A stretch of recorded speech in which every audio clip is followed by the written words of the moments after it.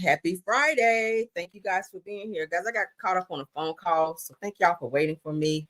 My bad. I'm here. Okay, I know y'all like, damn, Karen. All right, can we get on with the show? We're here. All right. Thank you guys. My apologies for making y'all wait. Let's go ahead and speak to everyone. I see you guys are piling in. Let's get into it. Mr. Lila T, good morning, ma'am. Thanks for being here. Be Wiser, good morning. Good morning, Lana Thomas. Cheryl Williams, good morning. Valerie Rayleigh, good morning. Deborah Banks, good morning. Angela Cuff, good morning. Alexis Hardiman, good morning, ma'am. Juju World, good morning. Henry Lee, good morning. Said morning, boo. Good morning, Zamona Miller. Good morning. Jamelia, good morning. Vernella Stewart, good morning. Adria Wiley, good morning. Big Steak, good morning. Say, yes, I made it on time. Yeah, I'm late. I'm the late one, okay? Deborah Johnson, good morning. Miss Honeybee, good morning. Sheila Washington, good morning. Tammy Fox, good morning. Grandma 504, good morning. Felicia, good morning. Bernadette, good morning. Scorpion Miss, good morning. Brown Eyes, good morning. Eve Parker, good morning. Shaquanda, good morning. Mrs. Washington, good morning. Erica Butler, good morning. Sylvia Blow, good morning. God's Chosen Angel, good morning. Lorraine Tyler, good morning. Chevelle Carter, good morning. Shirley Bishop, good morning. My Top Flight Rose is in the building. Good morning, Rose Armstead. Ronnie, good morning. Alan Ford, good morning. Kim Naughton, good morning. Mary Jacobs, good morning. Cassandra D, good morning. Latanya Jackson, good morning. All right. Thank you guys for being here. Oh, y'all speaking to everybody. Okay. Brenda Gresham, I see you, love. Good morning. All right, let's go ahead and get into the show. Everything said in the video is alleged and in my opinion and is used for fair use and entertainment. All right, let's jump on in. Okay, we don't need that.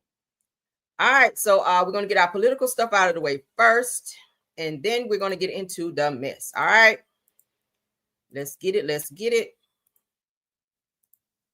Let's get it. Let's get it. I got a little playtime today because I'm only working half a day. Praise the Lord on this Good Friday, Jesus. All right. So I got a little playtime, just a little bit. Just a little bit. All right. Okay. So as you guys know, we are in the middle of a shutdown. All right. Day 23 of the shutdown. Let's get into it. What today is the day 24 now. So let's get into it. Shutdown. Senate blocks the GOP bill to pay federal workers. If you guys are a federal worker, this does apply to you. Let's go ahead and get into it. All right, so the Senate once again hit a wall as lawmakers failed to move forward with the Republican-backed measures that would temporarily pay federal employees, military members, and contractor workers are working rather through the ongoing government shutdown, which is now on day 23, which today would make it 24 because this was yesterday. Now, the proposal called the Shutdown Fairness Act, introduced by GOP Senator Ron Johnson of Wisconsin, fell short of the 60 votes needed, which was 54 to 45. They need to figure this shit out because this is about to get crazy.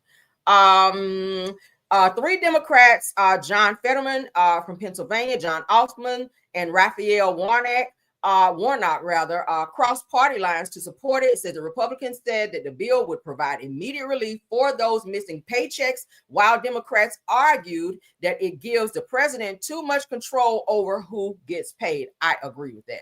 Now, the GOP blocked their own alternative proposals. Meanwhile, the Senate also failed for the 12th time to pass the House-approved funding bill that would end the shutdown with no additional votes currently scheduled. All right. So they are still going back and forth to figure out how to eliminate this shutdown situation. All right. So they still going at it, child. Day 24. So we're just going to keep the prayers going up that they figure this out very, very soon, because y'all know November is approaching. That's as of November 1st, all SNAP benefits, EBT, all that stuff is going away. Any federal employees waiting for a paycheck probably still won't get it if they don't figure out what's going on. All right. So prayers up. That's a hard, sticky situation. All right. What up, Stu Queen B? Thanks for being here, love.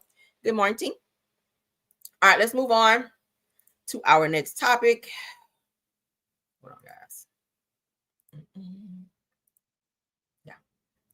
All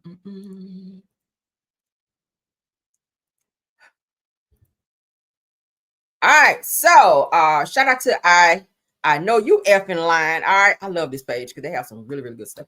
FBI Director Kash Patel unveils major bust of illegal gambling ring tied to the NBA players, you guys, coaches, and mafia crime families. Now, why would they be involved in something like this? They are currently under investigation. Terry Rozier, Damian Jones, and Coach Chauncey Bills. Okay. Let's get into it. Federal authorities took Portland Trailblazers head coach Chauncey Billups, okay, and Miami Heat guard Terry Rozier into custody Thursday morning, which was yesterday, after ongoing investigations into illegal NBA-related gambling operations. All right, they get them, y'all.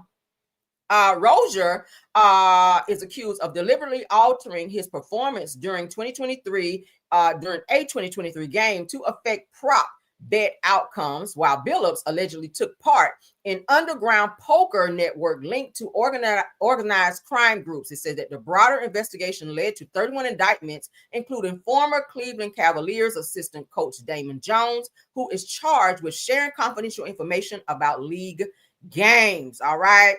They are getting them. They are getting them. Thank the Lord. Why are they doing this illegal gambling? Not sure why, because they do get, coaches get paid pretty good. All right. But you know, when people get greedy, they be involved in illegal activities such as this. And now you're getting ready to be facing some federal crimes. All right. And your job going to be taken away. You're going to be kicked off the damn NBA and all types of shit.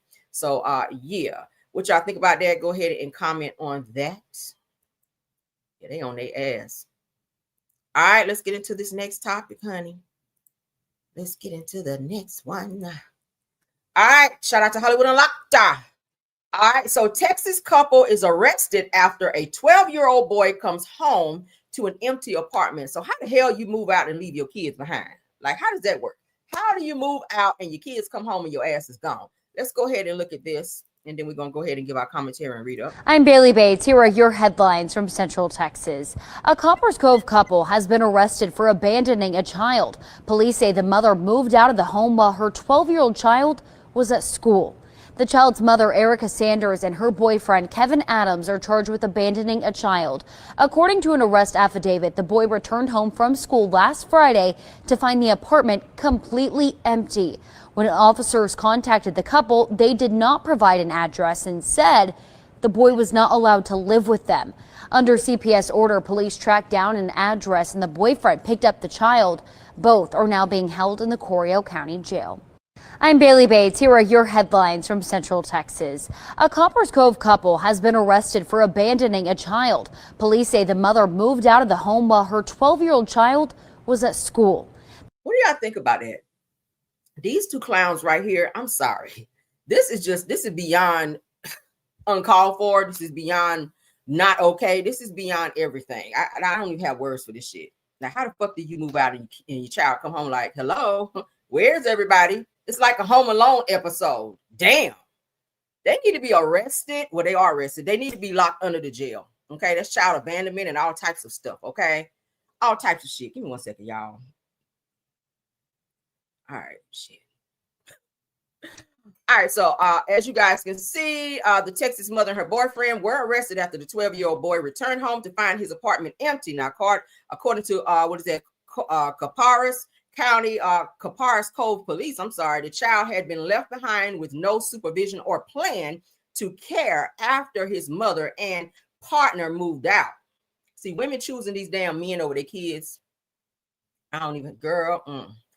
Authorities identified the suspects as Erica Renee Sanders and Kevin Dwayne Adams, who now face charges of abandoning or endangering a child without intent to return. Now, the incident unfolded when the boy reportedly went to the neighbor's home, confused and alarmed after returning to an empty apartment. The neighbors called the police, who arrived to find the unit cleared out and the child left alone without any adult supervision or indication of where his mother had gone. That had to be a scary situation.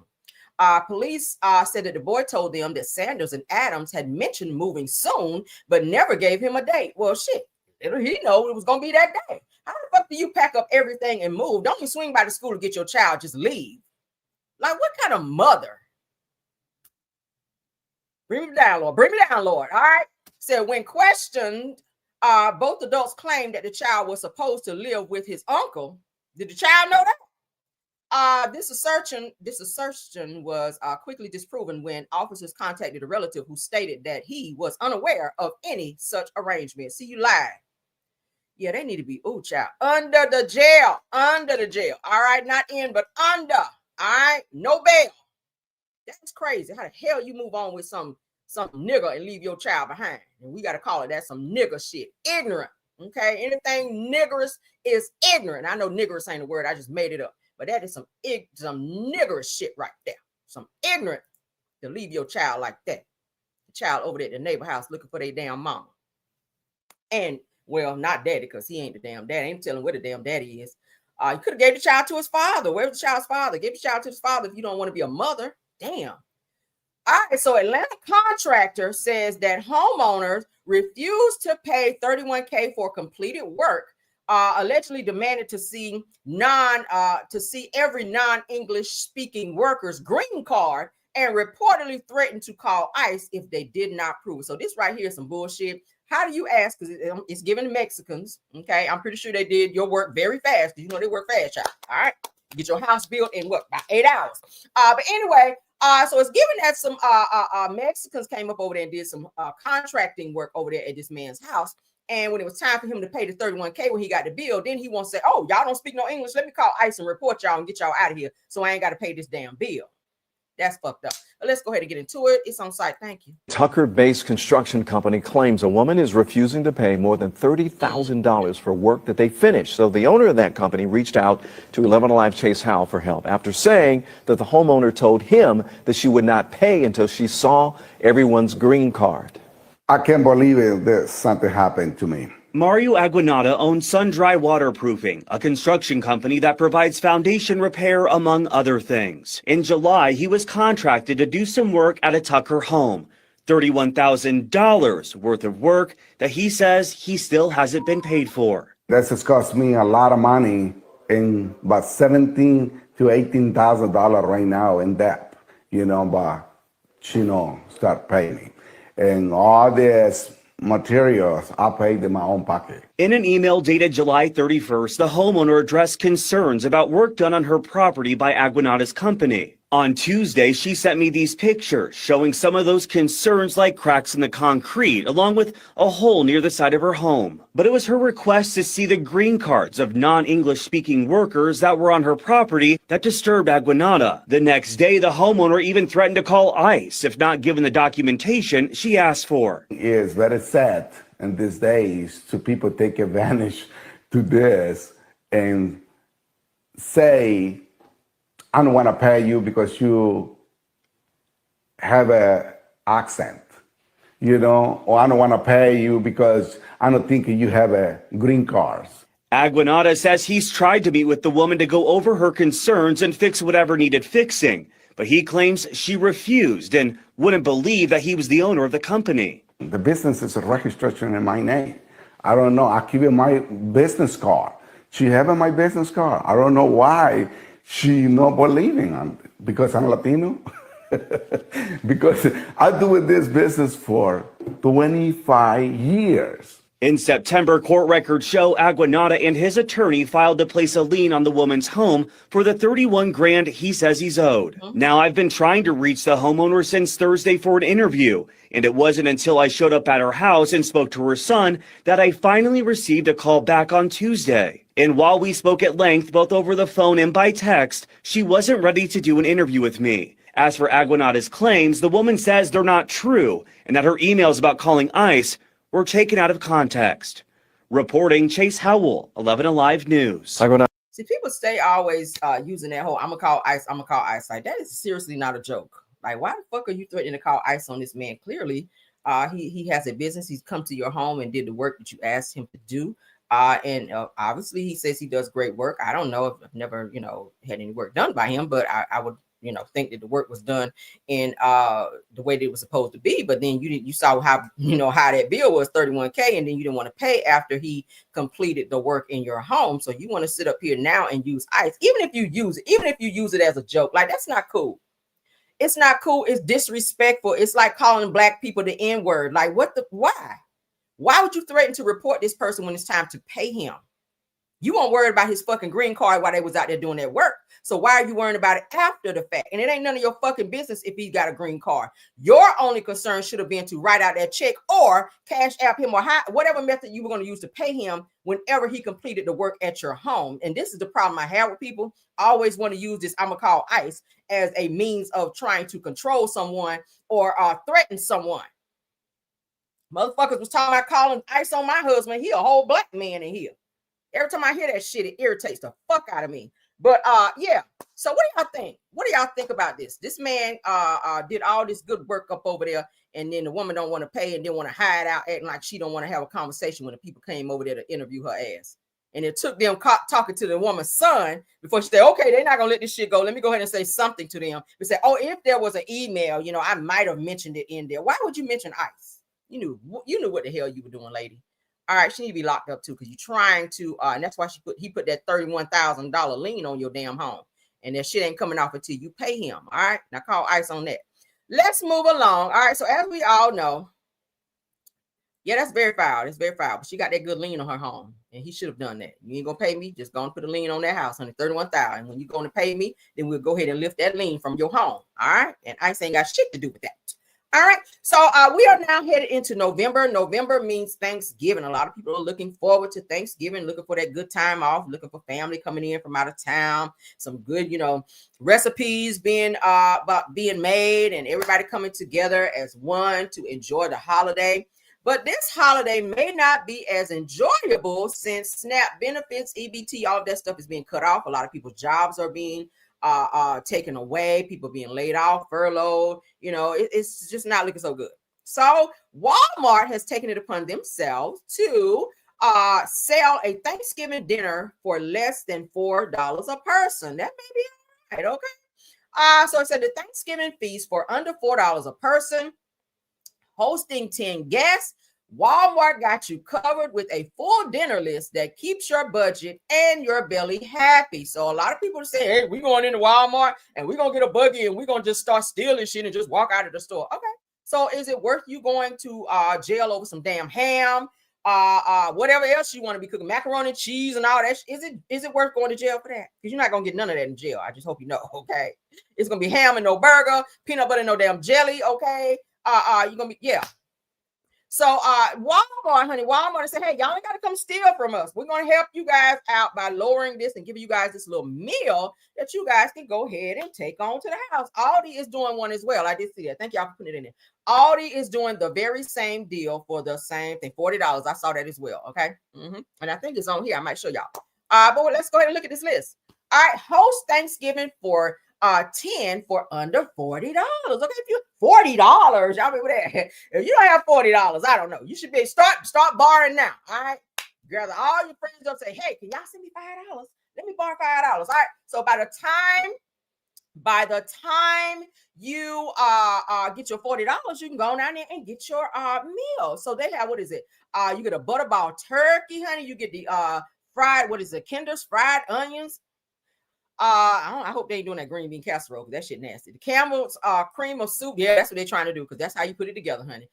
So you get the cream of chicken, cream of something soup, mushroom soup, the stovetop turkey stuffing, the great value dinner rolls, the russet potatoes, cranberries. What is that? Great value baby carrots, the great value corn, great value green beans, great value artisan macaroni and cheese. Artisan macaroni? Yeah, I don't know about that.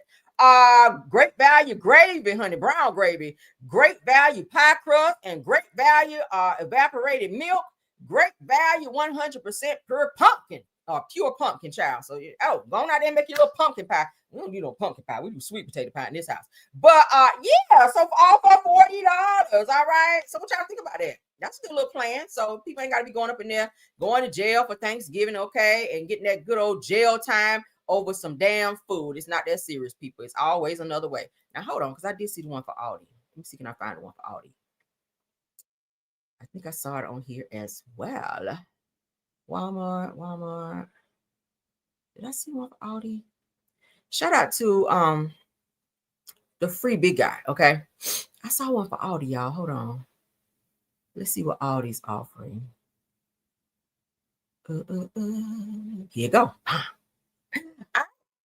So yes, Aldi is also offering a full Thanksgiving meal for those of you that shop at Aldi. Aldi have some good things. I haven't been at Aldi in quite some time. If you have an Aldi in your area, go check them out. They have some really, really good items. They always have fresh fruit and veggies. I love it when I go in there. I rack up. But Aldi will be offering a full Thanksgiving meal as well for 10, priced at just $40. $40.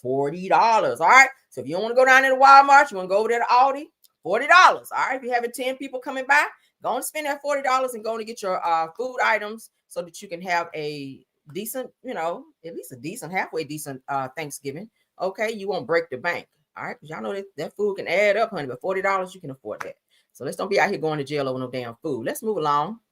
All right, this person here says, honey, he is not about to be out here working. He don't give a hot boiling damn. He is mad about these food stamps being taken away. He's got an email saying that his EBT is about to be going away and he is going off. All right, so the right wing, what is that, white wing dangle, shout out to them. So adult male who refuses to work demands government continue to feed him and his kids. He said, I ain't working for nobody. All right, let's get into what he had to say, child, because he is going off. Let's go. I just woke up.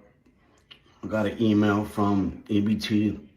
I used to get $740 a month for my 2 kids. And we not getting EBT no more. They took the EBT. They saying I gotta work 20 hours a week. I'm not working for nobody. Get the fuck out of here. This is what Americans, taxpayer, work for us. They work for me. They gotta help me feed my fucking kids. Get the fuck out of here. You know what I'm saying? Like, don't be quitters now. Y'all been helping us all this fucking time. Now y'all want to tap out. Get the fuck out of here. I want my EBT, yo. I want my EBT. And I'm not working for nobody. I'm a fucking boss. What the fuck I look like working when the government is here to help? Come on. Y'all send all that money to Iraq, Ukraine. Y'all funding all these wars. But when it's time to help the Americans, y'all don't want to fucking help us? I just woke up. I got an email from EBT. I need my fucking EBT, yo. I need my money, yo. I need my fucking EBT. Stop fucking playing with me, yo. I need my fucking EBT, yo. I need my money, yo. I need my fucking EBT. Stop fucking playing with me, yo. I need my fucking EBT, yo. I need my money, yo. I need my fucking EBT. Stop fucking playing with me, yo. I need my fucking EBT, yo. I need my money, yo. Yo, what y'all think about that? I said lock him up. Not lock him up, child. Lock him up. He's doing the most. I ain't working for nobody. Like, when did this whole attitude come into play? This is giving, you feel like you are above everyone and you just gonna sit on the system and you don't feel like you need to work. They tell you all you need to work is 20 hours. That's nothing. That's part-time. By the time you get to work and get to working good, you getting off. Damn, you can't work 20 hours a week to keep your stamps. This sense of entitlement is so crazy. This is why they have started ripping EBT from people, because you got people that's sitting on their ass that can work, able-bodied people who can work, who refuse to work, and expect the government to continue to take care of them because they become comfortable not doing shit all day. You sitting home all day on your ass watching TV, and you can definitely go to work. You can put some groceries in a bag. You can sweep a floor. You can ring up somebody at the cash register. You can go get some buggies from the fucking parking lot for part-time. But you on this ish right here. I used to get $740 a month for my 2 kids. And we not getting EBT no more. They took the EBT. They saying I gotta work 20 hours a week. I'm not working for nobody. Get the fuck out of here. This is what Americans, taxpayer, work for us. They work for me. They gotta help me feed my fucking kids. Get the fuck out of here. You know what I'm saying? Like, don't be quitters now. Y'all been helping us all this fucking time. Now y'all want to tap out. Get the fuck out of here. I want my EBT, yo. I want my EBT. And I'm not working for nobody. I'm a fucking boss. What the fuck I look like working when the government is here to help? First of all, boss, you use that very loosely. How are you a boss and you won't even damn work? How are you a boss on government assistance? Again, how are you a boss on government assistance screaming in a damn live video about they better give you their money so you can further sit on your ass at home and do nothing? You are a man. Obviously, you have kids. Your hips work, but you won't go to work. Again, your hips work. You can make a baby. You can be balls deep in somebody, but you can't go to work. Get my ass out of bed every month freaking day at 6:30 and get my ass up, take my child to work, to school, and bring my ass home and go to work. But you can't go to work. Oh, okay, gotcha. What y'all think about this? Please sound off on this, because I know y'all got something to say about this one. Let's read some comments. Say, I'm sorry for your kids, you dummy. Said, lock him up, not on my dime. For right, the working people taking care of his drunk ass while he's sitting up here hollering in a camera. So we only obligated to take care of our own kids, right? And that's the problem I have with the government. They allow these able-bodied people lazy as hell to sit on their ass day in and day out. You sitting home watching The Price is Right, bitch, and we got to go out and work. Like it's about we winter time. People don't want to be cranking up their cars, warming up, and you laying in the bed waiting on your EBT to load up. The hell? Talking about he talking all that noise, but he ain't gonna get no job. Talking about he's a boss. Say, ain't nobody playing with his right. She said, I'm a boss. Right, laughing my ass off too. Able-bodied man, get your ass back to work or starve. A man that don't work will what? Not eat. That's what the good book says. So you don't want to go to work. That means you don't want them stamps. You want to sit home on your ass. You don't want them stamps. They said 20 hours they require up out of you. Laziness is the name. Talking about taxpayers is supposed to be. Child. Right. What the hell? Entitlement. You said it. Ooh, child. No, and hell no. We're not doing that. No, we're not. All right. We might need to look for your green card. You look like you ain't supposed to be here. Let me call. Don't let me do that. I just got on the people calling ICE. Now look at me. But let's move on. Ooh, he about to piss me off. The audacity. The damn audacity. All right. I cannot stand lazy people. My God. All right. So for those of you that's been boycotting Target, it might have paid off because Target now is laying off a lot of people. 1,800, and I know it's 100, 1,800 corporate positions are getting ready to be gone. All right. Target announces that it will eliminate anybody working at Target and you work in the corporate. It might be you. All right. Unfortunately. All right. So Target has announced that it is cutting approximately 1,800 corporate positions, representing about 8% of its global corporate workforce to streamline operations and speed up decision making. Now, around 1,000 employees will receive layoff notices next week, right before Christmas, Lord, with an additional 800 vacant positions eliminated.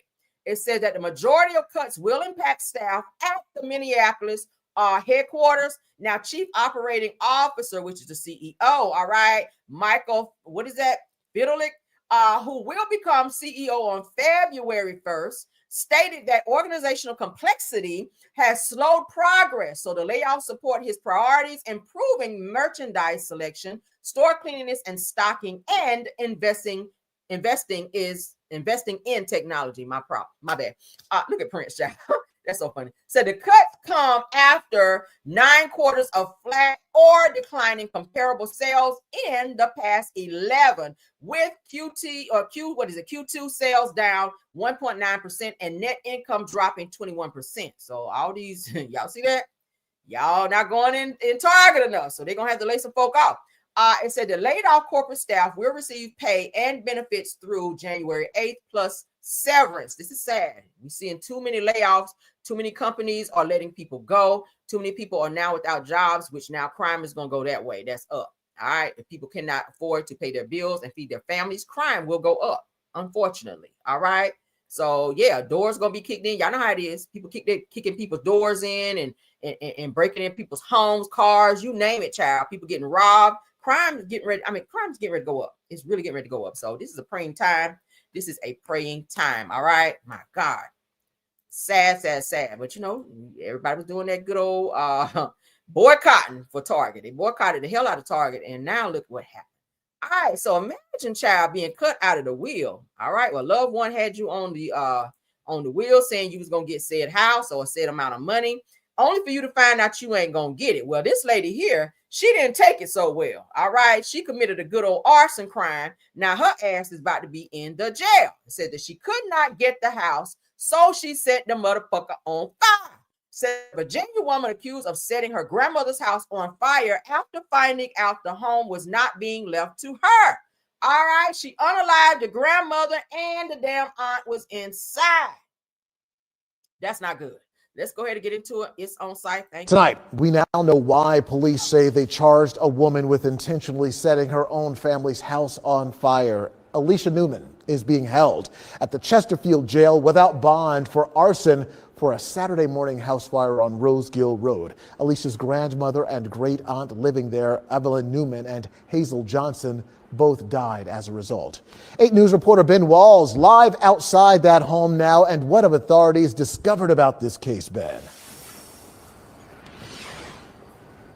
Well, that's right. So according to investigators and that arrest warrant, Evelyn, as a part of her will, was not going to gift this home on Rosegill Road to her granddaughter, Alicia. Then Alicia allegedly set fire to it.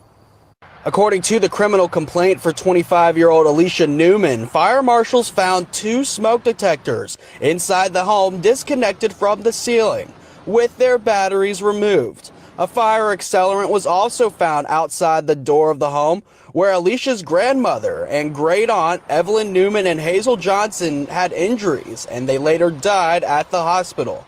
That same night, home security company Vivint received an alarm notice from Rosegill Road, but when the company called the home, a female on the other line said all was okay and would not give her information. The complaint goes on to say that security video shows a car leaving Newman and Johnson's home at 2:37 Saturday morning. Eventually, Alicia's vehicle was found going through the Midlothian Turnpike, Roanoke Street intersection in Richmond at 2:58 a.m., consistent with the time it would have taken the drive between both locations. Court records show Alicia and her 4 kids had been living at the home from time to time, and the new info has neighbors shaken tonight. Though none wanted to talk on camera, they said this is a sad situation with horrific details, as they cannot wave to say hello to the victims like they had been doing for years prior.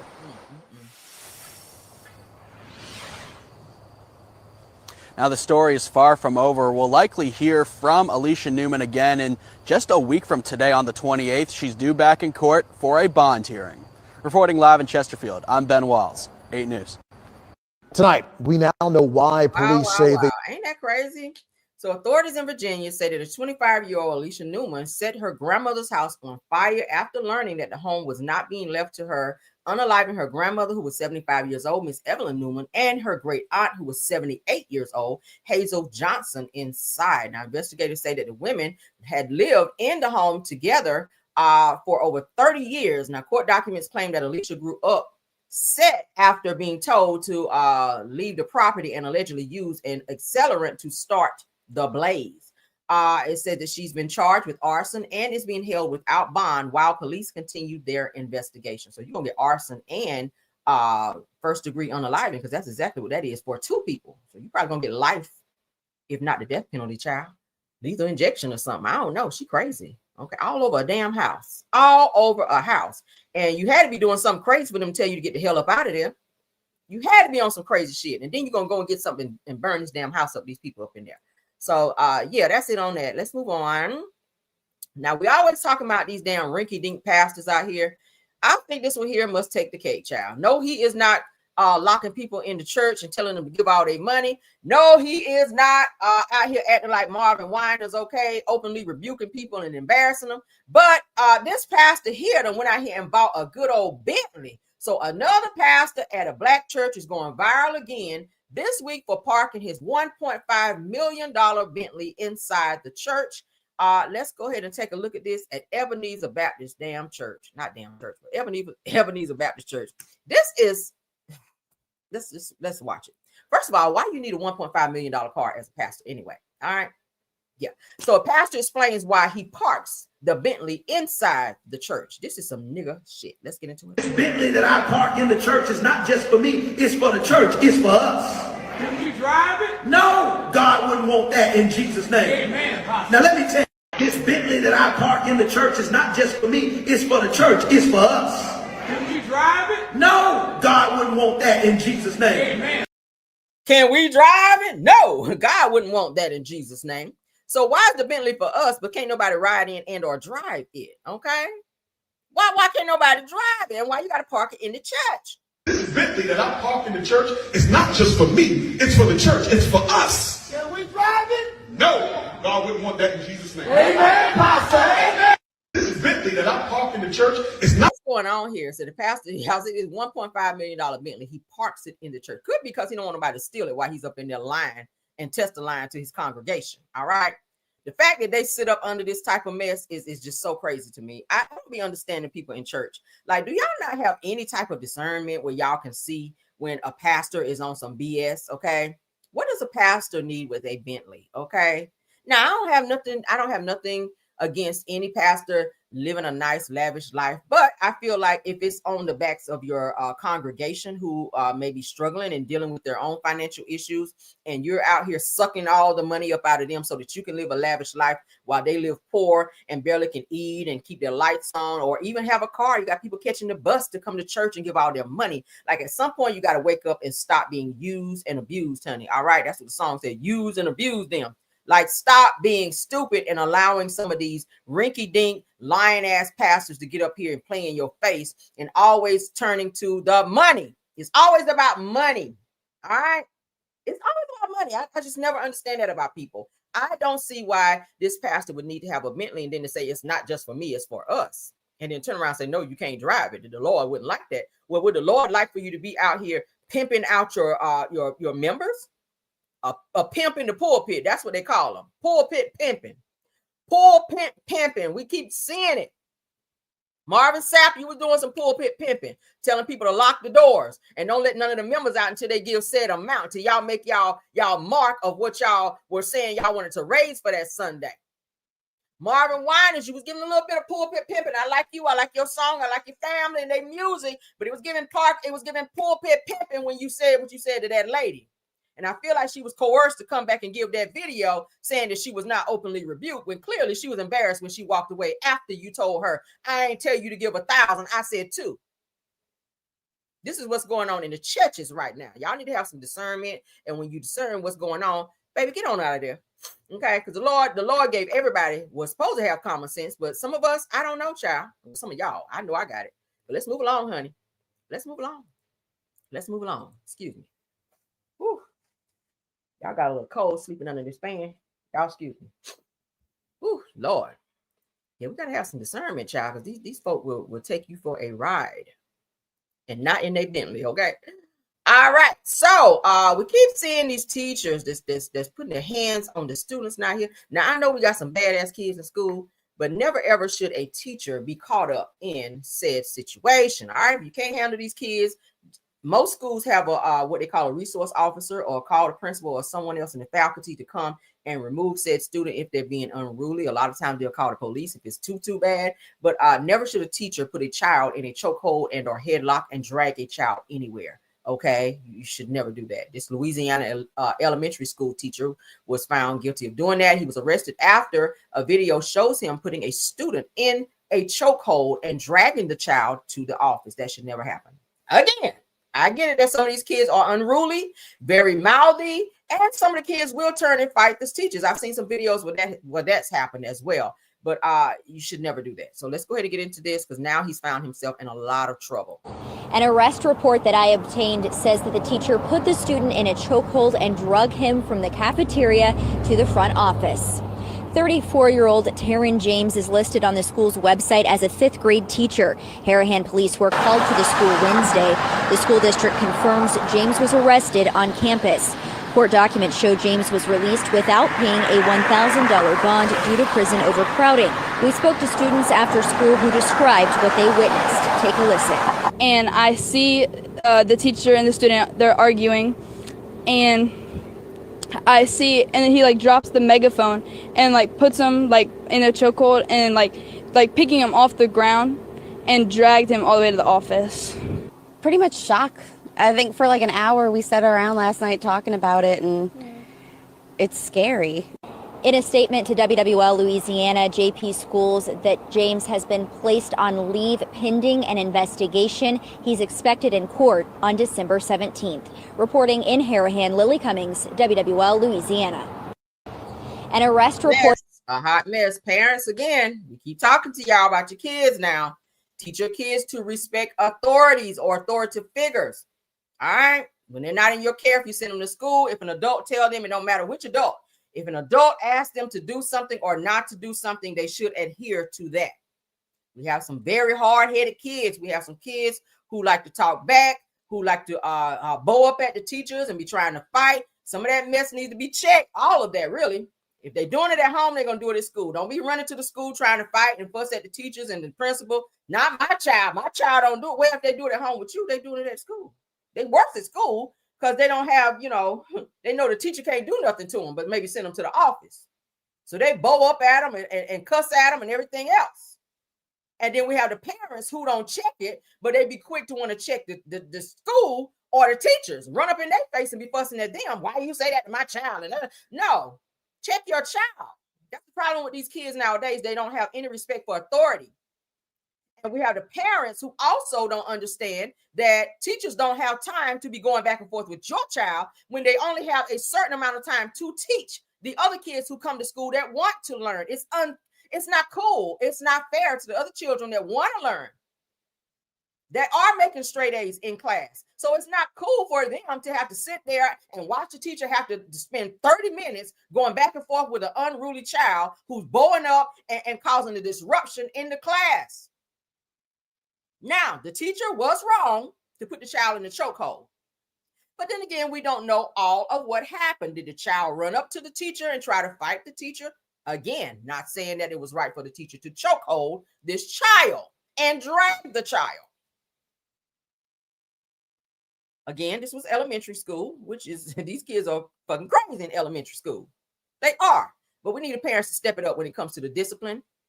And it needs to be tougher, punishment when they come home and the school call you and tell you that your child was unruly as such.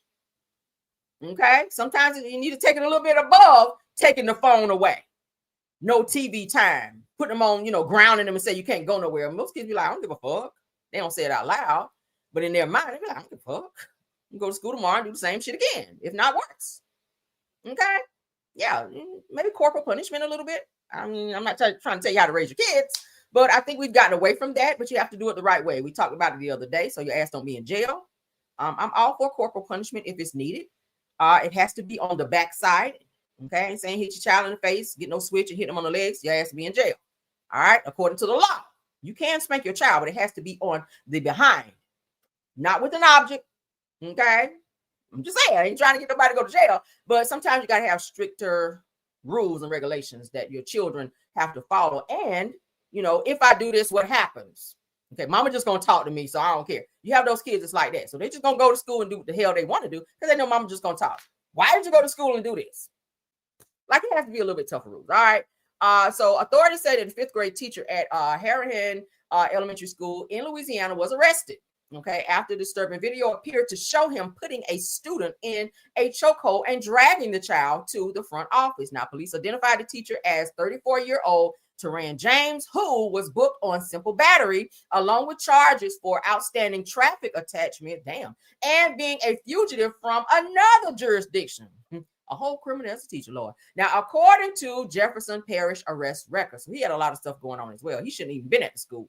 Now, officers were called to the school around 11:30 a.m. right before lunch after reports that a teacher had choked a student.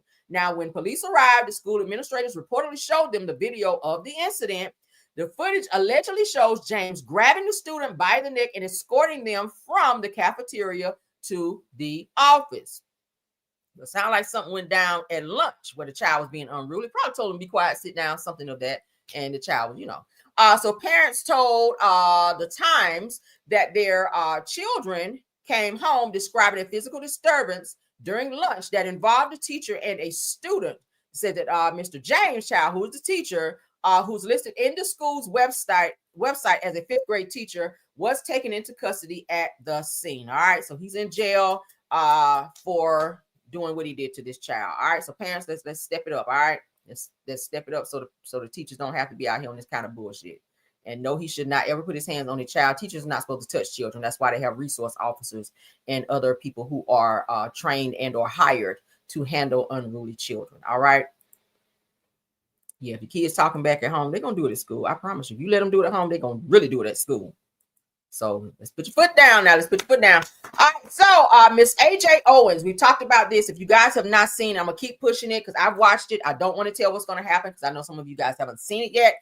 Please head on over to Netflix and pull up Perfect Neighbor. The Perfect Neighbor. That's what it's called. As you guys know, Miss Owens, Miss AJ Owens, who was unalived by her neighbor, this Karen, we'll call her Karen.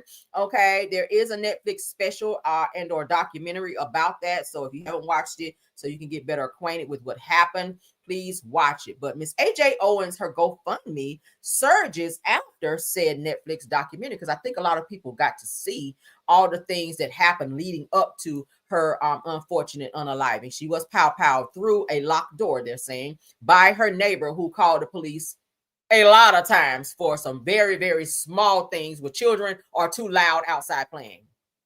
So are they supposed to whisper when they're outside? I said the same thing about Martell when him and Ariane went live and Martell was trying to tell the kids, be quiet. They're outside. They're riding their bikes. They're throwing the ball. They're singing. They're having fun. Where else can they be loud? If they go in the house and do that, you tell them they're too loud. They go outside and play, you tell them be quiet if they're too loud. Like, come on, let kids be kids. But in this situation, this Karen, honey, she threw something at one of the kids. The mother, which you guys see on the screen here, Miss AJ Owens, went over to confront and or asked the woman, why did you throw something at my child? Okay. Upon her doing that, the woman got her pow and pow through the door, hitting Miss AJ Owens, and then she ultimately was unalived by said incident. Okay, so let's get into it. And I have some news also on the Karen sister, because now her ass is locked up for something. It's giving it something going on in their family, child. But Miss AJ Owens' GoFundMe has surged to nearly 500K following the release of the Netflix The Perfect Neighbor. Please go watch it, guys. So the fundraiser supports her 4 children and honors her legacy. Donations spiked after renewed public attention from the documentary, which revisits the tragic events of the June 2nd, 2023, when Owens was fatally pow through a locked door by her neighbor, Susan Lawrence, in Ocala, Florida. Okay. Yes, God, we already talked about this. So it goes on to say, in her memory, the Standing in the Gap Fund was launched to assist families impacted by pow violence and continue Owens' advocacy for justice and community support. All right, so if you guys want to donate, they have the GoFundMe here. I'll go ahead and highlight it and put it in the chat if you guys want to. That's only if you want to. No one is obligated. We're just giving you guys the info in case you do. All right, so that's the GoFundMe info. Okay, we'll put it up there so you guys can see it. Let's go back to it. All right, because her children were left behind without their mother. So, you know, and they were very heartbroken as well by this. This is very sad. So the perfect Neighbor on Netflix, this has got my emotions everywhere, and I haven't had a cry like this in years, but the neighbor in the pictures is a real one. Yeah, I ain't gonna hold y'all. It almost made me cry, and I ain't no crier. Like, that shit like really tugged at my heart to see her kids be so emotional. That was a lot. Now, from the first time we see her and said that she picked up what was going on, so that you can see that she had an aha moment and saw what was happening and unraveling until the end when she went to Central Florida on the police. That don't make no sense. So to those of you that want to watch it, so they're encouraging people to watch The Perfect Neighbor. Whoever wrote this, please get spell check next time, because baby, all right, school is child. Everybody should have went to school. 12 years of it. All right, so let's continue. All right. So several parents had to talk to the police about this Karen, this lady. Okay, what's the lady's name? Susan Lawrence. Okay, for continuously being an asshole of a neighbor. Okay, she was in everybody's business, always calling damn police over small stuff. The police, several of the calls that they received, they were like, "Oh, that again." It was like that. She had called the police so much that the police was like, "Oh, that again, her again." Like, oh my God, we are sick of her ass. Okay, but she lived in like this, I want to say like house where it had like this little patio looking situation here, and that's where all of this went down. So yeah, The Perfect Neighbor. You guys can go watch it on Netflix, okay? And I put the GoFundMe information there if you guys want to donate. All right. Let's move along.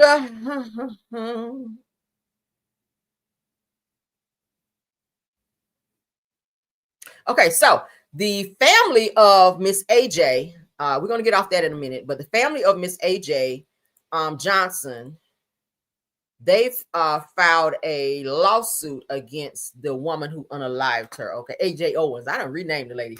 AJ Owens. Where did I get that from? So they said that shout out to BingeBox, because that's where I saw it. So this lady here, that's Susan Lawrence, the lady who unalived Miss Owens. Okay, AJ Owens. So it says that when the courtroom doors close, said that justice doesn't always feel finished. For some families, the real fight starts after the headlines fade. It says that that's exactly what happened to the loved ones of AJ Owens. Now, in 2023, Owens was pow-powed through a locked door by her Florida neighbor, Susan Lawrence, and says that the tragedy now shown on the Netflix, The Perfect Neighbor, left 4 kids without their mom. This is sad. Now, Lawrence was convicted of manslaughter and sentenced to 25 years in prison, but that was not the end. All right, now 2 years later, Owens' family has filed a wrongful death lawsuit. Okay, now they're suing both Lawrence and her landlord, Charles Gabbard, for at least $50,000. It says that the claims Lawrence gross negligence caused Owens death and seeks damages for trauma, funeral costs, and the children's loss. You should have bumped that up more than 50,000, love. You would have got more than 50K from that. More than 50K. More than 50K. Okay, they got homeowners insurance and all this stuff over there. Yeah, baby, you should have bumped that up more than 50K. This funeral alone gonna be about 50K, right? A good funeral, if you put them away nice, that's gonna run you almost 50K. Funerals are expensive. So and then of course you can't put a price on someone's life if you lose a loved one, but trauma, you can't put a price on trauma as well. But yeah, gross negligence and all of that, I feel like you should have got more, or put more into it than just 50K. I would have bumped it at least 150. At least 150K. All right. So I said that the lawsuit is about more than money. It is about acknowledgement. It is about responsibility. And is said that Owen's mother said it best, said no verdict can bring full peace or accountability for what was taken from our family. Justice doesn't always stop when the cell door locks. Sometimes it starts again in a civil court. So they got to relive this again. Okay. This family, it's been 2 years with them filing this lawsuit to go after this woman and the landlord. They got to relive this hurtful moment again. Okay. So they're asking, what do you guys think? Should justice end with the verdict or keep going until families find closure? Even after they win this lawsuit, if they win it, okay, for this civil lawsuit, it's still not going to bring much closure. Like, yeah, you will live a little bit more comfortably because you'll have the money to pay things and take care of 4 kids that was left behind because their mother was taken away. But the pain is still going to be there. The pain will still be there. All right. So let's get into Susan Loren's sister, and then we're going to get up off it. Okay. I got to give you guys all of the news about this. All right. So her sister has been now arrested because she's on some bullshit too. Yes, she was. All right. Again, shout out to BingeBox. All right. Because that's where we saw it. So this is Susan Lawrence, the woman who unalived AJ Owens. And this is her sister who has now found herself in some legal issues as well. Now, they says that no one saw it coming. 2 sisters from the same small town, both in the news for all the wrong reasons. Now, one is convicted of manslaughter, which is Susan Lawrence. The other arrested for child neglect. Why you call the police on your sister? All right, so I said, but behind the mug shots was a family story that no one told until now. We don't care. I don't care. I don't care what happened in your family. I don't. You unalive somebody for all the wrong reasons, and not that there's a reason to unalive someone, but yeah, we don't care. People always want to go back to the, well, when I was 6 years old, such and such and such did this to me. So this is why I pow this person took. No, I don't want to hear that shit. All right. I said that they grew up with a father who, by their own words, beat and broke them. Said that the childhood didn't disappear when they left home. It says that it grew quiet, then found new ways to speak. Susan Lawrence lashed out in a neighborhood feud. Said her sister Ellen, struggling as a single mom to an autistic son, ended up facing charges after failing to keep him fed and safe. So you worried about the kids outside, and you ain't worried about your own nephew, where your sister not taken care of, who is autistic. They said that there were 7 police visits. Okay, moldy food that was found in this person's home, missed medications, a system that saw symptoms, not a story.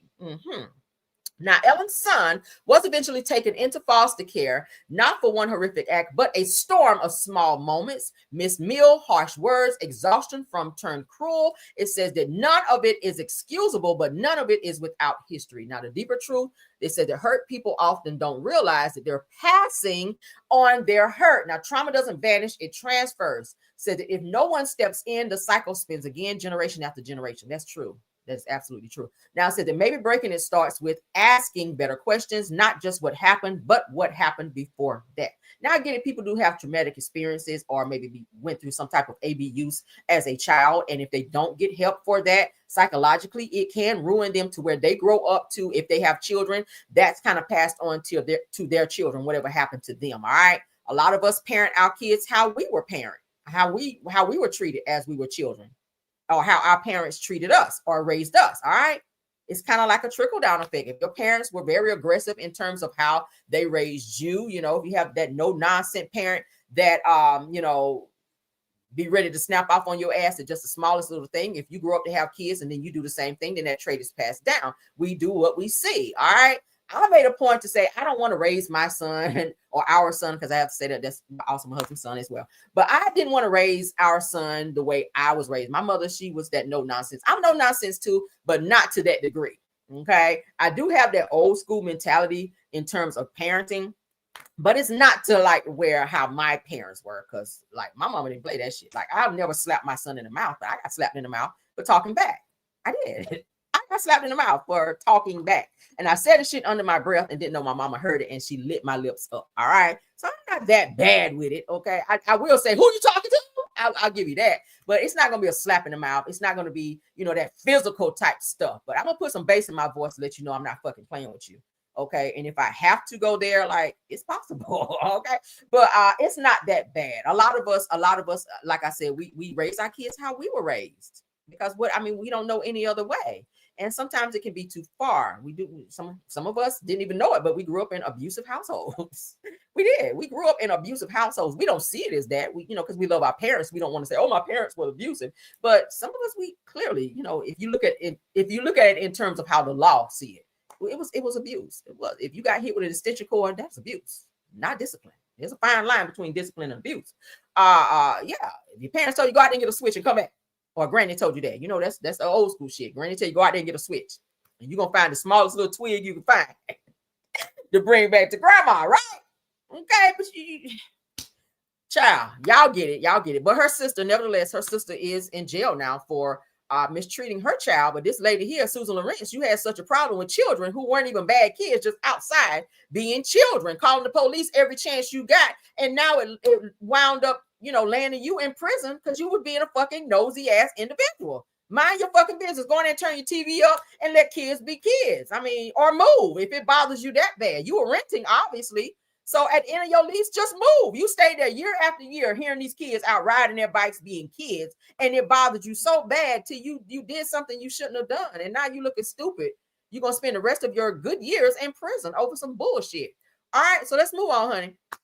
So let's make you guys aware. Y'all know I like to do awareness videos. Anytime I see new stuff that's going on that may make you aware of said situations, I like to do that. Now, there's this new thing out here where criminals are throwing like phones or device, like tracking devices of some sort at people's cars. Okay. I think they put like magnets or something on there, and then they're using it like, with iPhones, you can do the like, where's my iPhone? Because it has like a little tracking device thing on it. So if you ever lose your iPhone, you can do the where's my phone, and it will track you right to the door or the actual place where said phone was missing and or stolen maybe. So this is what's going on here. Let's go ahead and play it so you guys can see what's going on, so y'all can be aware. If you ever encounter something like this, you know what to do. Go ahead and call the police, because it's not going to be good. All right, let's take this GoFundMe down. All right, let's take this down. For those of you that want, well, I'll leave it up for those of you that may want to do it. Okay. People are messaging me. This is so crazy. All right, so let's get into it so you guys see what's going on. All right. From the Cleveland woman who found herself in a new scary scam police want to warn you about. I heard a loud noise hit my car, like a rock or a brick or something. This Cleveland woman didn't give it much thought and kept driving. It wasn't until she was getting ready for bed after the fireworks on the night of the 4th of July that she noticed something unusual. I heard a car pull up in front of my driveway. I looked out the window and it was a female and a male approaching my porch. After seeing 2 additional cars in front of her home, the woman called her brother, who is a Kirtland police officer. She opened up the bedroom window from the second floor and asked them what was going on, and they began to tell her that my sister had their cell phone. My sister told him, I don't know who you are. I don't have your cell phone. But the pair was persistent. The couple told her, well, we called the police. The police are en route. You need to give us the cell phone. Their tune changed when the woman grabbed her phone to call 911. The couple didn't put up an argument about the phone. They weren't really concerned anymore. They just said, let's just go. And they got in the car. All 3 vehicles left the house. The next morning, I got out and looked at my car, and it was a cell phone attached. Police tell us this latest scheme involves criminals attaching a cell phone to the roof of newer model vehicles with a magnet. They use the device's location tracker to find their target's home. Before you know it, they're either trying to come in and do a home invasion, or they try to, carjack you and take your car. Y'all see that?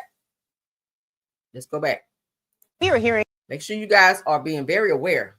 If you hear like a little thud on your car when you're driving, it could be to someone through a phone, some type of device on your car that has some type of tracking device and a magnet underneath that will stick to the top of your car. And as you're driving, wherever you're going, they're tracking you. They're tracking you. You see, these people came to this woman's house. Thank God she didn't come to the door and open the door, okay? Because people are crazy. They were going to ambush her, probably try to rob her, or even worse. So, of course, you saw she parked into her garage. So she didn't even know that the phone was on top of her car until she came out the next morning to see that, yeah, indeed, on the top of her car was a phone. All right. She told me, I ain't seen no damn phone. But notice when she called the police, they got the hell out of there because they knew they were on some bullshit. If you were there to get your phone, why are you leaving? If you're saying, hey, we're just here to get our phone, why are you getting in the car and speeding off? And it was more than one car, as you guys heard them say. So they were there. They were coming there in droves to try to ambush this woman and probably take her car as well, rob her. So be very, very careful. We've been talking about a lot of people getting laid off, SNAP benefits and stuff going away. Crime is getting ready to go up. So people need to be aware. If you don't carry, you should. I'm promoting it. Yes, I am. If you're not a carrier, you should. Because you want to be able to defend yourself, your home, your property, whatever the case may be, because people are crazy. People are getting desperate now. The audacity of you to throw something on someone's car and then go to their home, demanding something back that you put on their car, unbeknownst to them, for them to open the door, especially like elderly people, people get tricked now saying, oh, hey, it's UPS. Here, I have a package. I've seen that as well. Watch out for that as well. Where people come to the door say, yes, Uber Eats order or whatever, especially if you don't have an Uber Eats order or whatever, but they're saying some type of delivery service. And then you come to the door, peep out through the door, and they just, boom, come into your house. Once a person get into your house, then what? If you live in a state that's a stand your ground, you must do that. Let's play it one more time for the people in the back, for those of you who did not see it. Thank you, mods. I see where you're saying a jam session is needed. Right after this post, we will definitely go into a jam session, all right? Let's play it one more time so that people will see and or understand what's going on with this. Let's be careful. From the Cleveland woman who found herself in a new scary scam police want to warn you about. I heard a loud noise hit my car like a rock or a brick or something. This Cleveland woman didn't give it much thought and kept driving. It wasn't until she was getting ready for bed after the fireworks on the night of the 4th of July that she noticed something unusual. I heard a car pull up in front of my driveway. I looked out the window and it was a female and a male approaching my porch. After seeing 2 additional cars in front of her home, the woman called her brother, who is a Kirtland police officer. She opened up the bedroom window from the second floor and asked them what was going on, and they began to tell her that my sister had their cell phone. My sister told him, I don't know who you are. I don't have your cell phone. But the pair was persistent. The couple told her, well, we called the police. The police are en route. You need to give us the cell phone. Their tune changed when the woman grabbed her phone to call 911. The couple didn't put up an argument about the phone. They weren't really concerned anymore. They just said, let's just go. And they got in the car. All 3 vehicles left the house. The next morning, I got 3 vehicles. Why 3 people? Why does 3 vehicles need to come to my house for one phone? What's the purpose of 3 vehicles of people pulling up to my home to get a phone that should belong to one person?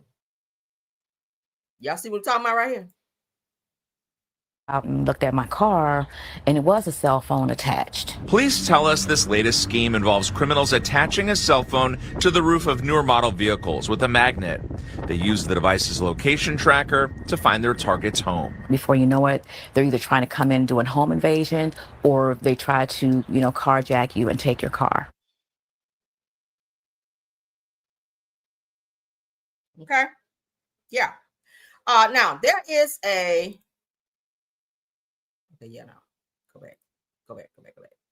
You're hearing. All right, so there is a, for those of you that have I don't know how new your car needs to be. Maybe you could get it on your car. You could. It's called ELO GPS. I have that on my vehicle. All right. I can look on my phone and tell you exactly where my car is. I can call from my phone and alert authorities, say, hey, my car is right here, if someone steals my car. Okay. Definitely needed this nowadays. All right. There are plenty of features out there that you can use. It's like a GPS device that's connected from my phone to my car. I can crank my car through my phone. There's a lot of things I can do with my phone. But one thing that I can actually do is track where my car is, what the mileage is on my car, wherever it is, whoever has it. Like I can start, stop, all of that from my phone. It's called ELO GPS. All right. I got it on my car when I purchased my car, and I keep it on my phone just in case a motherfucker want to try it. Okay. Because people are stealing people's cars and putting these damn devices on there where they're tracking innocent people, and they're sitting back watching, and they'll just throw it and it's going to stick on there because there's a magnet. We have to be aware. If you're out shopping, another thing is not allowing people to just walk up to you and try to act like they're presenting something to sell to you. If they get within arm's reach, that's too close. Because anything they can do, they can grab you, put something. We've been hearing stories about people coming up and putting this stuff that make people pass out, women mostly, especially, putting it over their mouth. When they say, hey, I got this new perfume that I'm selling, and they, trying to distract you by digging in their bag, showing you all this stuff. They're putting something on the hood of your car, and while you're looking over here, then they're doing this, and the next thing you know, something's over your face. You done passed out. They have a van come up, grab you, snatch you up, and you out of here. Or they rob you or R-word you. So we're seeing a lot of this stuff going on. So you have to now be careful. Don't be getting gas at night. That's another thing, women. Gas up during the day. Gas up during the day. You really should be gassing your car when you get to half full. I do it. I do not allow my car to go under half because it takes more to gas it up anyway to fill your car. So that's less time at the pump. Don't be on your phone being distracted because anyone could walk up behind you and do anything to you. You have to be aware now. Again, with a lot of the layoffs and things going on, crime is going up. So you want to make sure that you take in every single solitary possibility of being safe so that you're not a victim of whatever is to come. All right. Yeah, you ain't gonna catch me slipping. If I'm out and about, if you walk up to me, I'm gonna know it. All right. I'm gonna know it because I'll be on my shit when I'm out. I'm looking, I'm not in my phone. I'm making sure because people are crazy. All right. Especially me being on YouTube and a lot of people recognize me. It's weird. I had a woman walk up to me in Walmart. I've been standing back watching you for a minute. Are you Caramel? Yes. Okay. I was like, yes. Can I take a picture with you? Sure. She had to threw me back for a little bit. I was like, okay, you've been standing back watching me for a while. Immediately my antennas went up like, why the fuck are you standing back watching me? But then when she asked me, are you Caramel Rail? It kind of, oh, okay. All right. You watch me on YouTube. But I was guarded. I was like, what the fuck you watching me for? But she was really nice. Okay. If you're watching me, ma'am, I'm sorry for looking at you like, bitch, why are you watching me like this? But I did get a picture with her and it was real nice. All right. She was really nice, but she kind of threw me for a bit as she was saying she was walking around because I've seen her, but then, I was looking away and doing some other things. I had already spotted her, but I didn't know she was standing back watching for some time. Like she said, I was standing back watching for a little while. Are you Caramel Rail? I was like, yeah. Why you want to know? But yeah. But y'all be careful. That I said all that to say this. Let's go ahead and get into my jam session because it sounds like you guys are sitting on the likes. And we got to play a little music so y'all can dance on over there, honey, and get the like button. Okay? Let's get it. Let's get it, honey. Let's get it.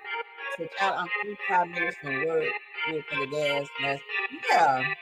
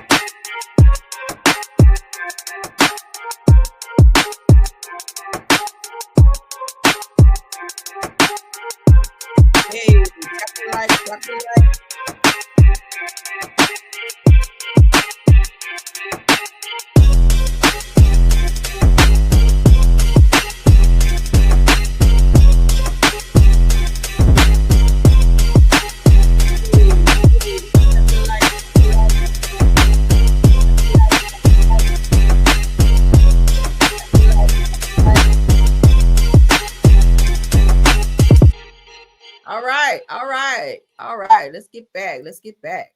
All right, so let me show y'all what the ELO GPS thing looks like. I gotta put my sticky note on here, so I'm gonna put my address up, y'all. I don't want no unwanted company. All right, so let's see. Let's put a little sticky note. All right, so can y'all see this? Can y'all see this? Let's see. Can y'all see my phone? All right, I got this crazy thing up here. Can y'all see it? Let's see. Let's see if I go on the other side. Can y'all not see it? Hold on. I'm trying to show y'all how the ELO GPS thing looks. How it look. Can y'all not see it? Can y'all not see it? Hold on. Because I want y'all to see it. Let's see. All right, let's do none. All right, so y'all see it now? Oh, hold on. All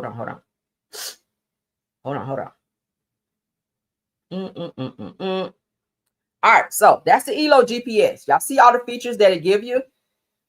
Y'all see it now?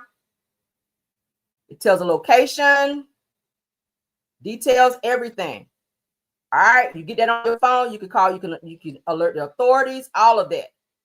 It tells you location of your car. Okay. It gives the location of your car. Let me put my court thing back up here. All right, we back. Did y'all see it? So it tells you the location of your car. It also gives alerts. Okay. Details. It says report stolen vehicle. You report your car stolen right from your phone. Okay. You can start and switch your car off from your phone. All right. And it will also tell you if you have recalls on the same vehicle that you have the ELO device attached to. Okay. So it gives you a lot. I like it. I love the feature. All right. It gives you all these alerts. It tells you everything. It tells you all the trips. It can tell you everywhere. Yeah, I know my background. I had to turn my background off so that you guys could see it because, child, listen. But that's what it looked like. So if you guys don't have that on your phone, it's definitely a must. Okay. It's a must. It's a must. All right. So let's continue. I like my court background for some reason. I'm feeling like a good old attorney in here. All right. Let's continue on. Said put the name in the chat. Okay, I'll put it in the chat so y'all can get it on there. All right, I'll type it in. It's called ELO GPS. So you can download the app. Okay, ELO GPS. That's what it's called. It's a great feature. I promise you. Great. It'll tell you exactly where your car is. You go right to your car, crank your car up, all that, honey. Switch it off, all that. Try to steal my car and see what happens. You ain't going nowhere fast. I promise you. All right. So let's continue on. All right. Let's get into some Braxton news, honey. Tawanda done borrowed $30,000 from Tamar. Tamar done put her ass on blast to tell the entire world that she ain't up and paid her money back, and that Tawanda been using Tamar's car, child, for some time now. So how you get her car? Is that theft or embezzlement? All right, so let's get into it. According to the Braxton Family Values website, I'll be over there because they have all the tea, all the news that you can use over there about the Braxtons and anybody, child. I'll be like, yes, God. All right, so as you guys can see here, it says $30,000 is a lot of money to loan somebody and for them not to pay it back. So Tawanda, it was understood that Tamar was going to loan you $30K to get you out of your financial distress, and you have refused to pay her back. So they said that Tawanda needs to pay Tamar her money back. Now, people are upset at Tawanda because they're saying that Tawanda's been sitting on TV and doing little interviews talking bad about Tamar after Tamar has stepped up to help her numerous times. Y'all remember on past episodes of the Braxton Family Values that showed that Tamar actually bought Tawanda a car, okay? A Jaguar to be exact, because Tawanda didn't have a car. And she's also helped her in other financial situations as well. So they said that you was doing all of this Okay, and that for your nephew Kevin Jr., which is Tracy's son, last season. But they're upset that Tawanda has failed to stand up for her niece Ashley, who is now speaking out about something inappropriate happening with Trina's husband Gabe. Okay, what's up with that?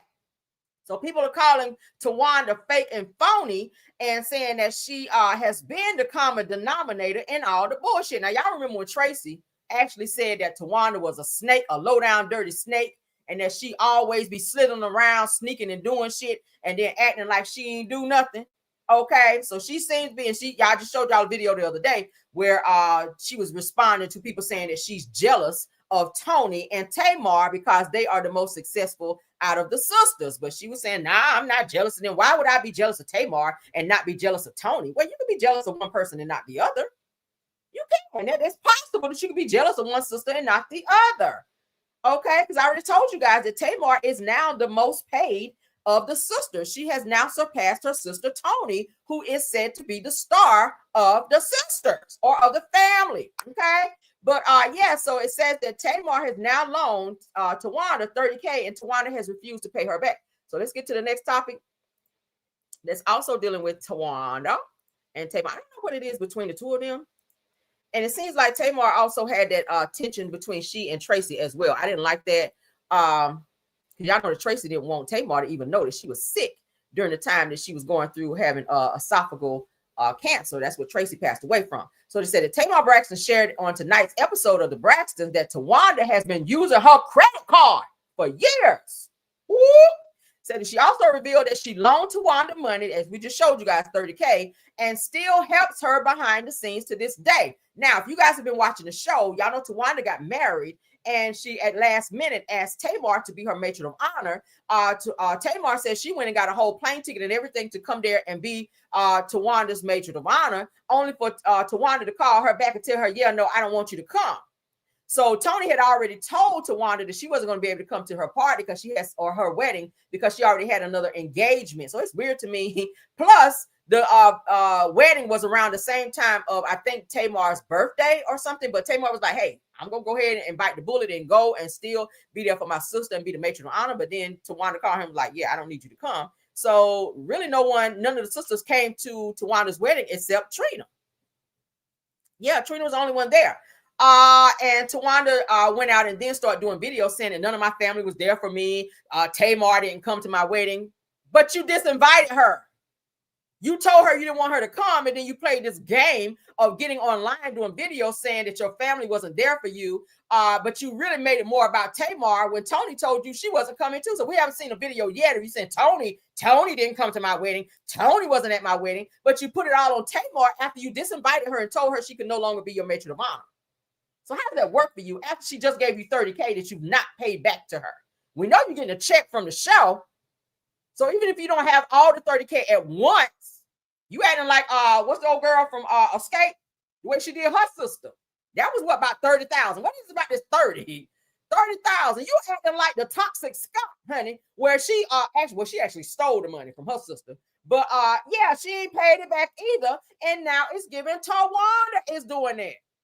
Now you gonna tell somebody you don't want to come to your wedding, then get on YouTube and TikTok and everywhere else and do videos talking about some my family won't there for me at my wedding. I wanted my family to be there, but they ain't show up and be there for me. That's a hot ass mess. So I said that Tamar says that it's painful to be betrayed by someone that you continue to help, even when the same love and energy is not returned. She said that no matter what, she still chooses to show up and be there because that's just who she is. So I told you guys Tamar is the highest paid sister of all of them, and that she actually is helping take care of almost everyone. She helps take care of the mother and the father, in addition to Tony helping out as well. Okay, but Tawanda seemed to have fallen on bad times. I think they said she just had like a real bad car accident, okay, where she wrecked her car.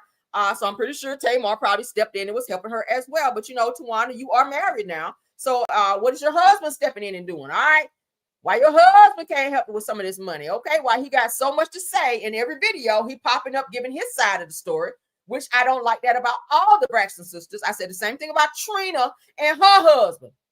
When y'all are having sister issues, the husband should not be in it. Do y'all agree? Do y'all agree?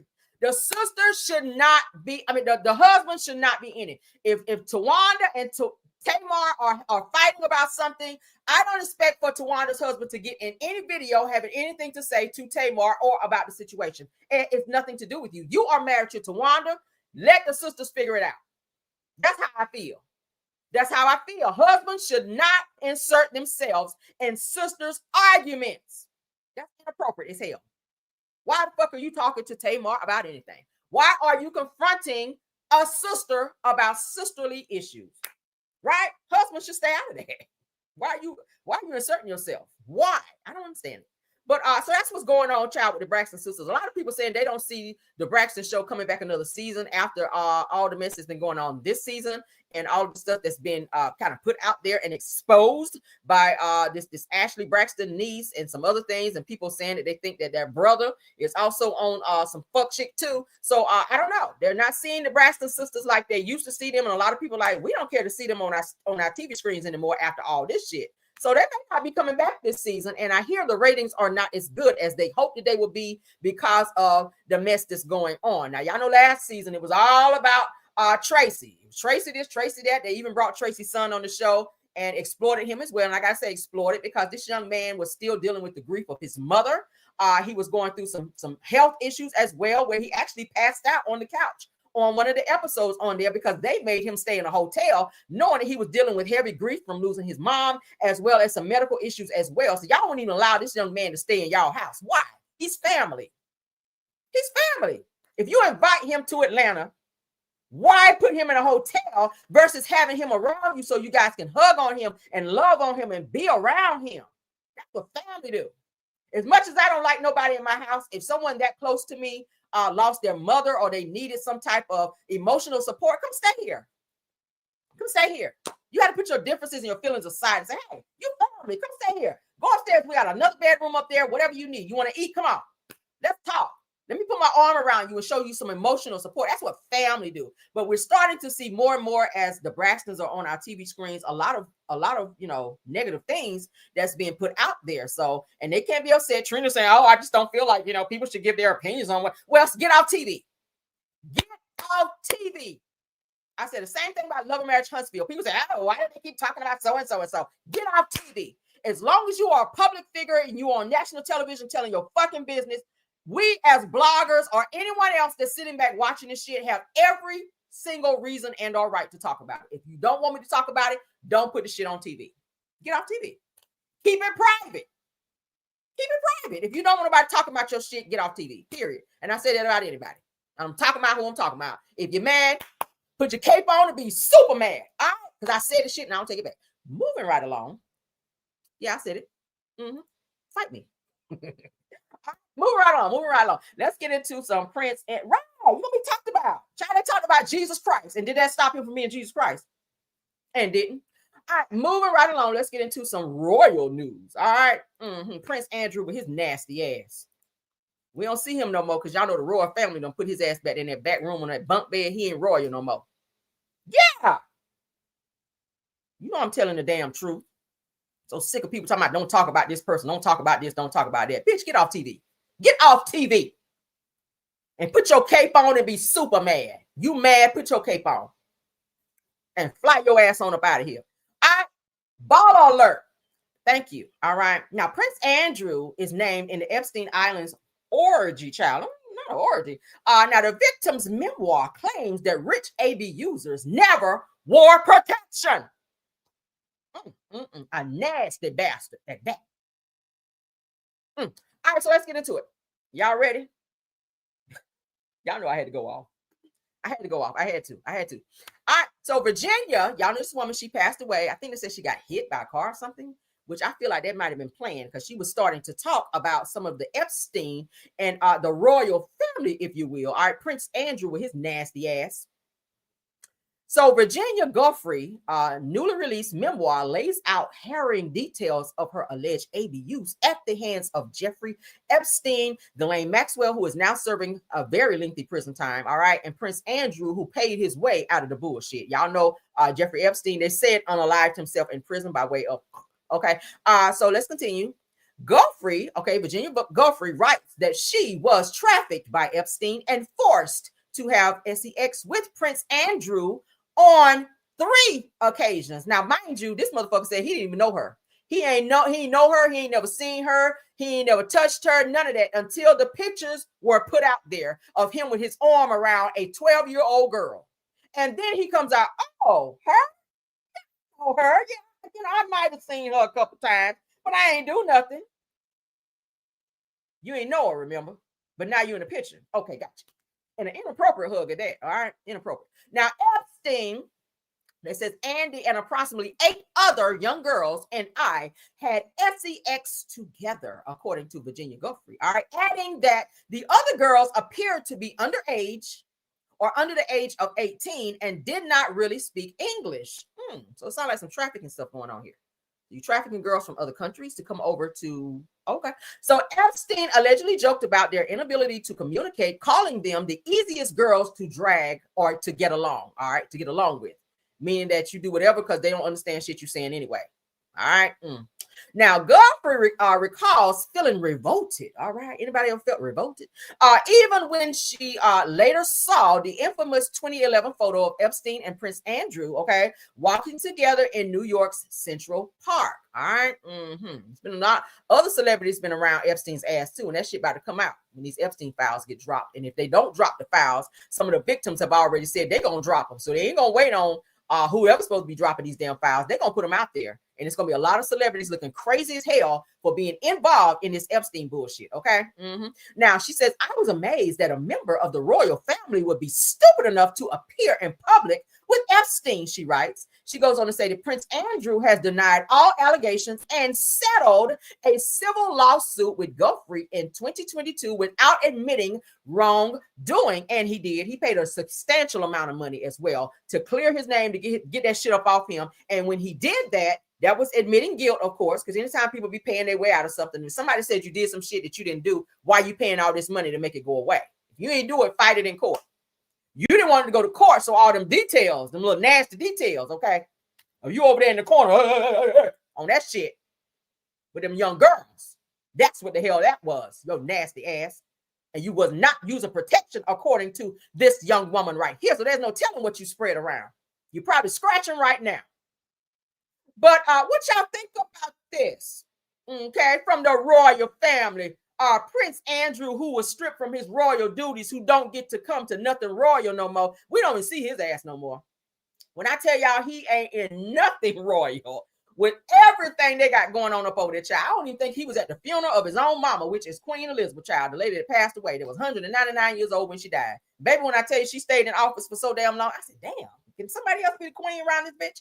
But she stayed, child, honey. She stayed in office until she couldn't stay no more. But before she got out of there, honey, she stripped him of them royal duties and said, yeah, you might be a prince, bitch, but they ain't gonna know it no more. We don't want to see you, know you, nothing. Get your ass back there in that back room, and that's where the fuck you better stay, you nasty bastard. Done embarrass the royal family like that. Over there with Epstein doing that mess. Y'all go ahead and put in the chat what y'all think. I'm done fussing at him, his nasty self. All right, so let's get into some reality TV news. How many more topics we got? 2 more. All right, then we're gonna get on up out of here. So Dr. Heavenly, child, Heavenly, she aborted mission, honey. She got to talking about Phaedra. Somebody asked her about Phaedra. Now I told y'all the other day that Phaedra done told Heavenly to keep her name out her mouth because she got some connections and she know people and she gonna get her YouTube channel shut down among some other things. I was like, let me find out that Phaedra is a whole G out here in these streets. All right, Phaedra got some connections. Phaedra got connections, honey. So Phaedra told Heavenly, Dr. Heavenly, bitch, keep my fucking name out your mouth. And if you mention me again, I'm having your YouTube channel shut down, and I'm coming for your ass because I got people out here in these streets. All right, you know she was married to Apollo, so she done learned some things over there. You know Apollo is a whole rough ass, he's a whole roughneck type of nigga. All right, so let's get into Heavenly. All right, because she's trying to say that Phaedra was a liar. She's trying to say that Phaedra was a liar. Now, Phaedra, do I need to forward this to you so you can see that Heavenly is not abiding by what you asked her not to do? Do I need to stir up some mess right quick? Y'all know my ass is petty. Do I need to send you this damn video so you can see that Heavenly is still trying to subliminally talk about you? All right, let's go. Phaedra called, quote, the demonic minions of hell and trash talking about the cast. Well, you know what? I am running for Congress, so I love Phaedra. She's a very decent and honorable woman that you need to listen to sometimes when she's telling the truth. So at that point, I'm just gonna give it the quiet because I don't have anything good to say. But was she telling the truth? No, she was not. She was not. We I think that Phaedra had met her match over here and she couldn't handle it. That's all that was. And I'm just saying that just to say it. She could not compete. I think she's used to people being different. And when she got here, she couldn't handle us. We too much bosses for her. What's that, sweetheart? What's that, baby? What I would love for you guys to do for all your luxury car rentals. Go ahead. Phaedra. Well. Did we catch a little shade in there? There was a lot of shade right there. First, you done called Phaedra a whole liar. Well, she do be lying though. All right, she lied on Candy. Y'all remember that's what got her fired from the damn show in the first place. All right, so she is a known liar, pathological too. All right, but yeah, so you did call her a liar after she done told you keep her name out her mouth. All right, so now I'm gonna have to go and forward this video on over there to Phaedra and see what she got to say about that. But and then you try to say she was not a boss. Now I do think, you know, even though she ain't won no cases since Bobby Brown, okay, people say she ain't tried no cases since Bobby Brown and won. I still gotta call her a boss because Phaedra, she still do make a good little coin. All right, she's still an attorney, even though she ain't had no good cases here lately. Let me start. Here I go. See, the spirit of pettiness done jumped on me. But yeah, I heard a lot of pettiness here, and I heard a lot of lies. So you saying she's not a boss? See, that's what I don't like about black women. Just because you feel like you're successful, you feel like nobody else can be successful. All right, she is successful. You can't take that away from her. Phaedra, she can run with the best of them. She got a smart ass mouth as well. She can read the girls down. But I feel like Phaedra, she was in the wrong place. All right, I don't feel like she should have been on Married to Medicine. She was out of her territory. Now she meshed better with the girls over on Real Housewives of Atlanta because that's where she come from. She know the girls there. She didn't really know the Married to Medicine girls like that.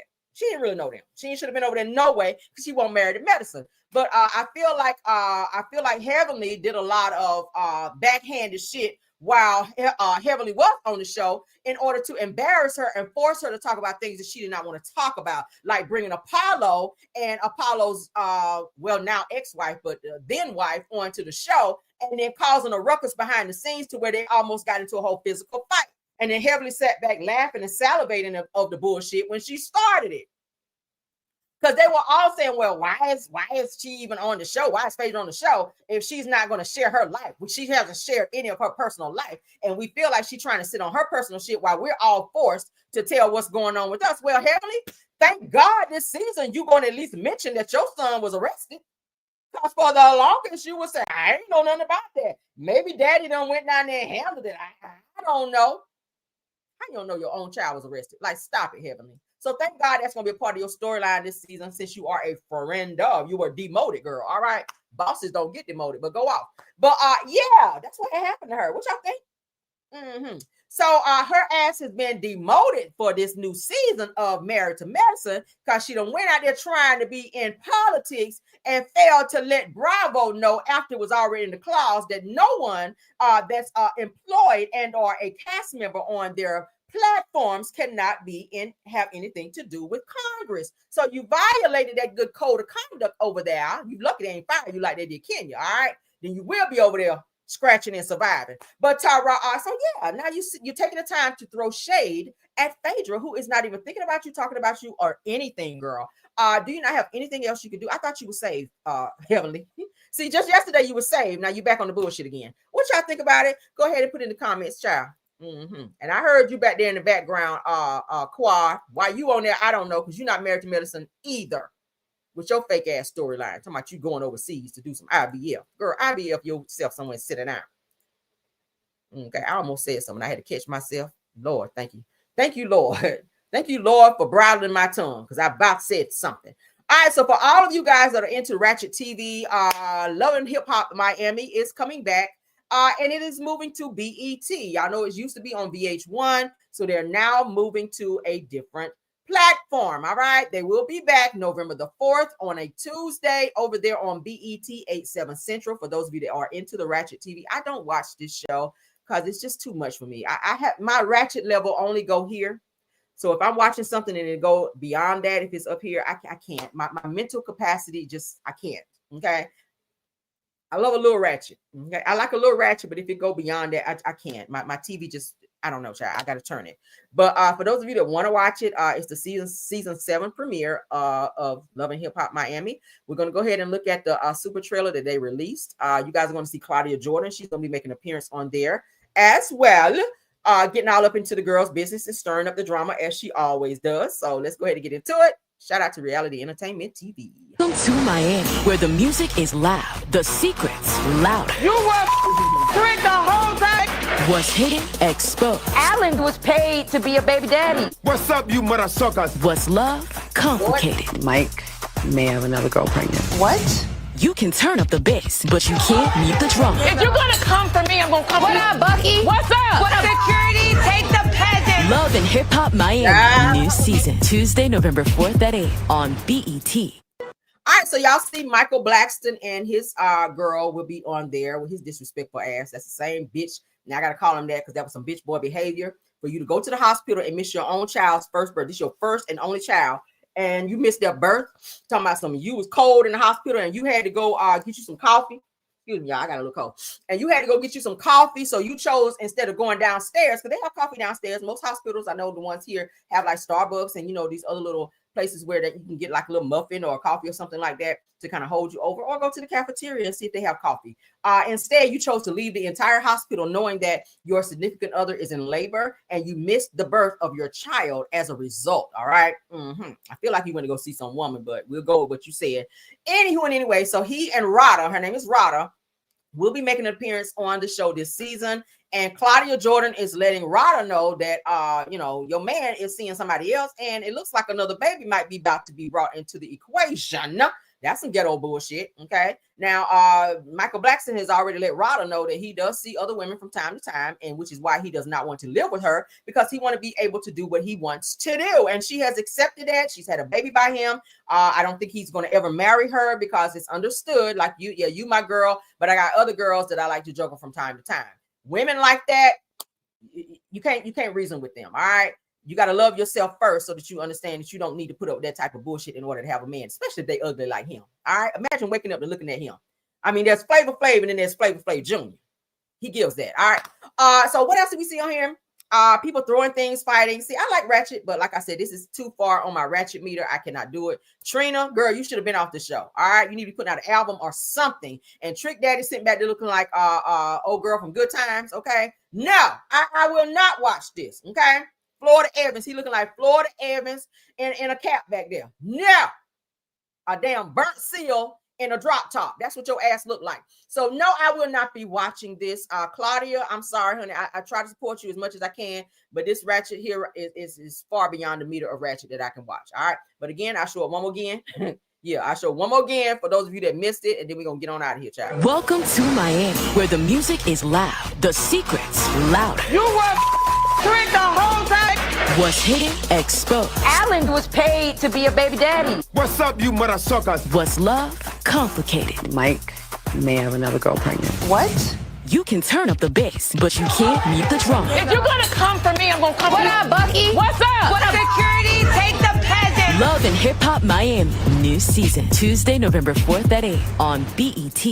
All right, so pick your Ratchet, honey. Pick your poison. That's it, and that's all. Y'all are planning on watching again Tuesday, November the 4th, 8/7 Central on BET, not VH1. All right, so that is it for our show. I hope you guys enjoy. Y'all see y'all laughing, child. Yeah, I'm not watching that bull-ish. I'm not watching that. But y'all have a wonderful Friday. Happy Friday to everybody. I hope y'all are having a good day. I'm be doing my little half day today. Hallelujah. Okay. Get my little reports out and make a couple phone calls, and I'm done for the day. So I can enjoy my day. I'm gonna go get me a drinky drink and get me something to eat. All of that. Okay. Yeah. So happy Friday to you all. Y'all know I love y'all down. Thank you so much to all of my top flight mods for being here. True TV Podcast, Tyra, KBR, Sweet Essence, Scorpion Miss, Rose Armstead. Okay. Thank y'all so much for being here. Also, content creators that stopped by here. Braylon Lee, thanks for stopping by here, love. All right. Who else? Black Women in the Building, Schoolboy, if you're here. Janetta Speaks. Thank you so much. Simple Mom Family TV, Miss Didi, thanks so much for being here. Queen Speaks TV, Shay Renee. Did I say JCD Creations? Shay P as well, if you're here. Thanks so much. And anyone else, if we have any more content creators, let me know by typing me in the chat so I can acknowledge that you're here. I appreciate you all 300 and something in the chat this morning. Yep, I said Braylon Lee. I said him first. Thank you so much, Truth. Thank you again, Braylon, for stopping by. You guys check out all of these content creators that I mentioned. Y'all go support them. Hit the like button. Don't do them like you do me and don't hit the like. All right, like my video, subscribe to the channel, and you can share the video if you so do desire. All right.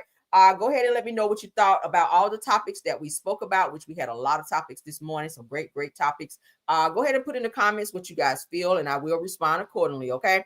Again, happy Friday to you all, my Caramelians. Let's get on out of here until the next video.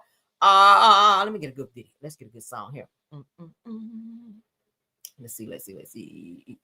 All right. Bye.